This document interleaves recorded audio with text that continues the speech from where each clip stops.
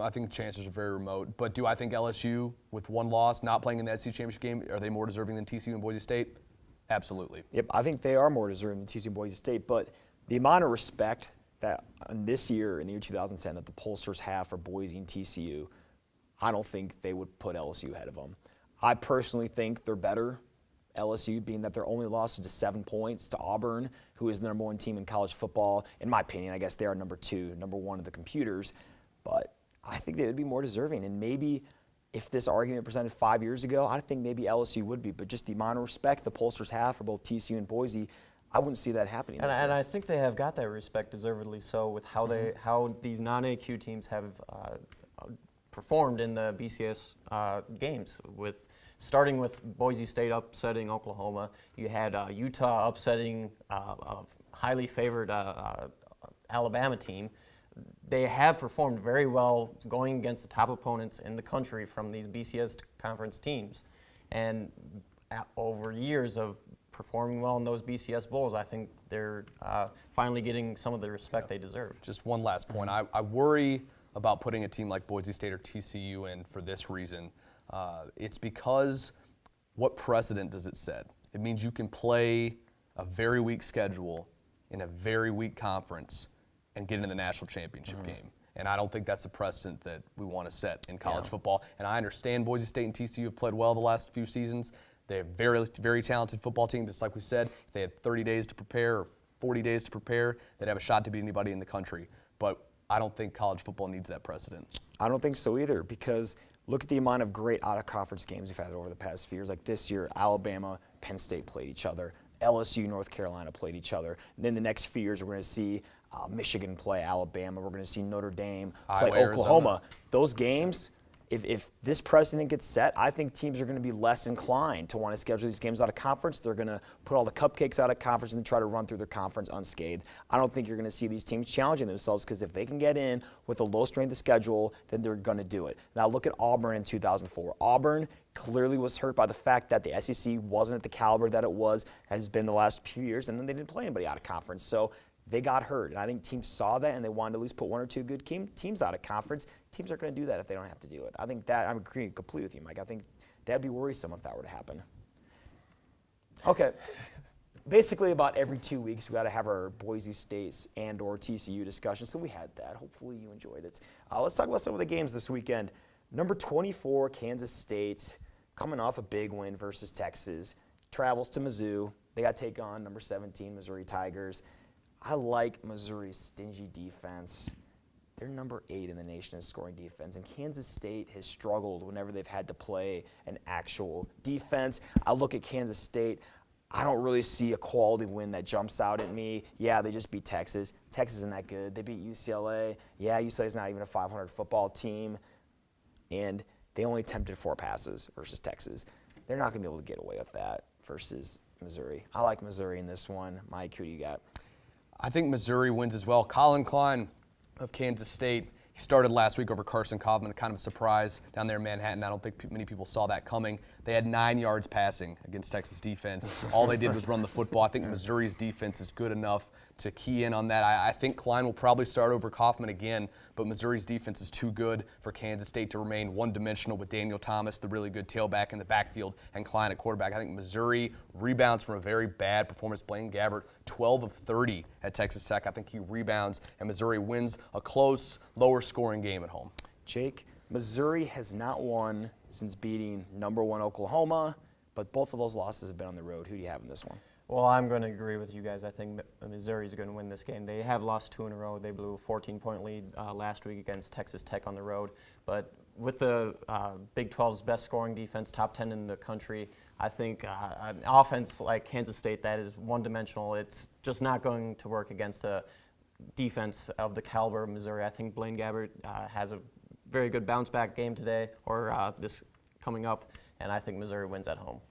The battle for the SEC East title. The SEC East has been really underwhelming this year, but this should be a big game as Steve Spurrier brings his Gamecocks take on Florida, his former team.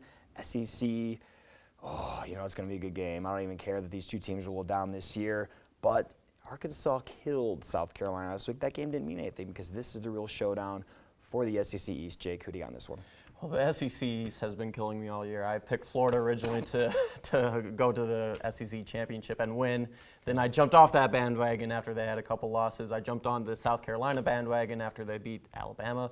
But now I'm going to go back on the Florida bandwagon. I think their offense is finally figuring it out. They've scored over 80 points in the last 2 games.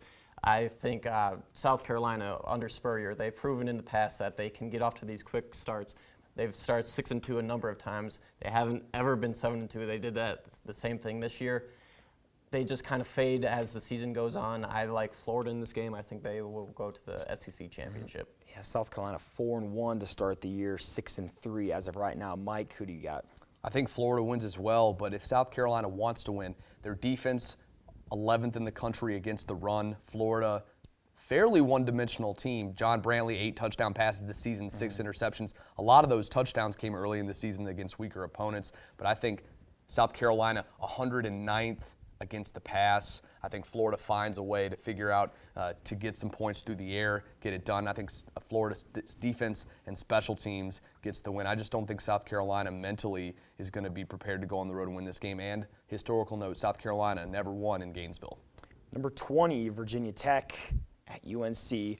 Both of these teams really hot as of late. Virginia Tech lost their first 2 games. They're unbeaten. Since then, UNC has won 6 of its last 7 after losing their first 2 games. Mike, who do you have? I think North Carolina finds a way to win this football game, and it's going to sound counterintuitive.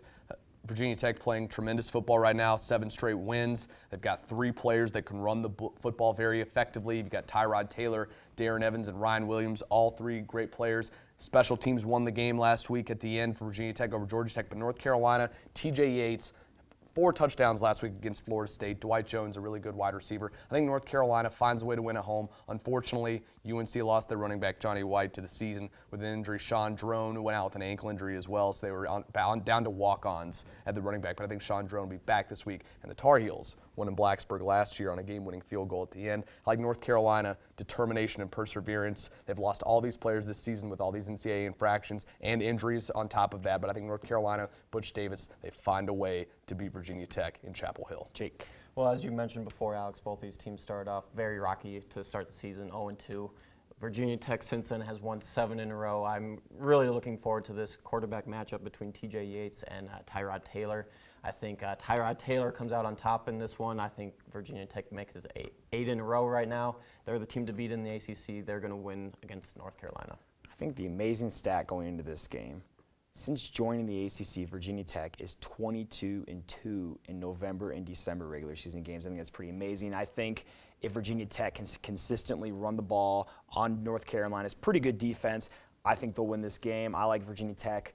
Close win versus North Carolina. The Big 12 South is getting really interesting right now. Oklahoma State currently sitting on top. You got teams like Baylor, Oklahoma in the mix. Mike, end of the season, who do you have winning this one, this division? I think you have to go with Oklahoma State at this point. They're at Texas, they're at Kansas, and then they get Oklahoma at home. Obviously, historically, Oklahoma dominating Oklahoma State, but Brandon Whedon, the new offensive coordinator, Dana Holgorsen, doing a great job at Oklahoma State getting them prepared. Whedon, 26 touchdown passes this season, and they've got 2 big players, Kendall Hunter running the football and Justin Blackman, wide receiver. I think Oklahoma State just too much on offense for everybody left on their schedule. And Landry Jones at Oklahoma State, too inconsistent despite having all the skill players. I think Oklahoma State finds a way to get to the Big 12 championship game. I agree with Mike. I'm not completely sold on Oklahoma State's defense, but when you have an offense with that many weapons, you have the nation's leading receiver, you have a running back with the caliber of Kendall Hunter, I think you can get by with just an average defense. I think, they control their own destiny at this point. They only have 1 loss in conference. I think they win out.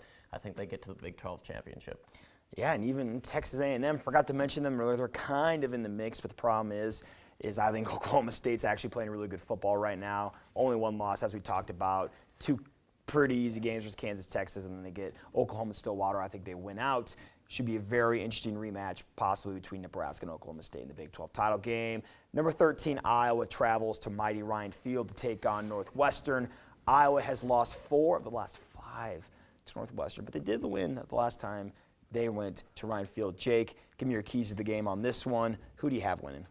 Well, I think the key to the game for Iowa is to expose Northwestern through the air. Northwestern has the 10th rated passing defense in the Big Ten. Ricky Stanzi and his wide receivers in DJK and Marvin McNutt.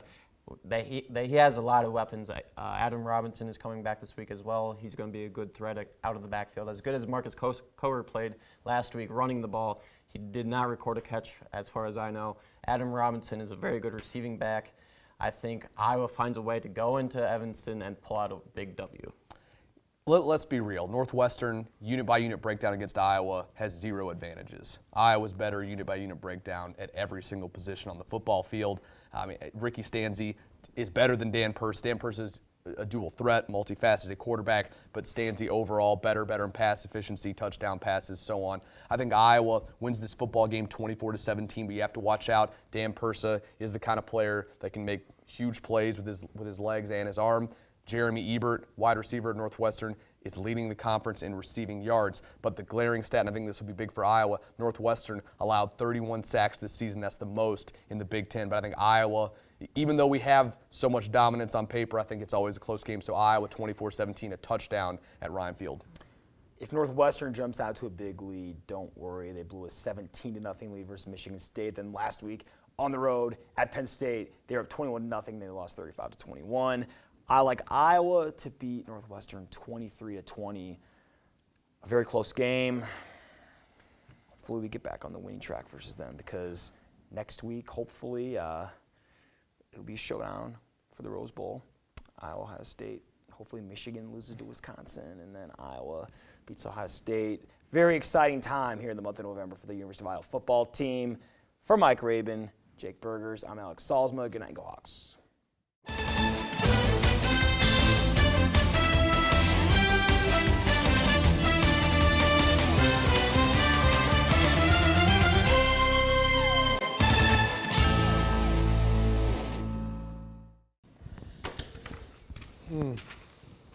Yeah, we could have gone without the Big 12 thing. Yeah. I was kind of surprised when you threw it in there. What? I was kind of surprised when you actually threw it in there. I thought we were just going to do the games. Well, you guys kind of sound like you wanted to talk about it, so I threw it in there.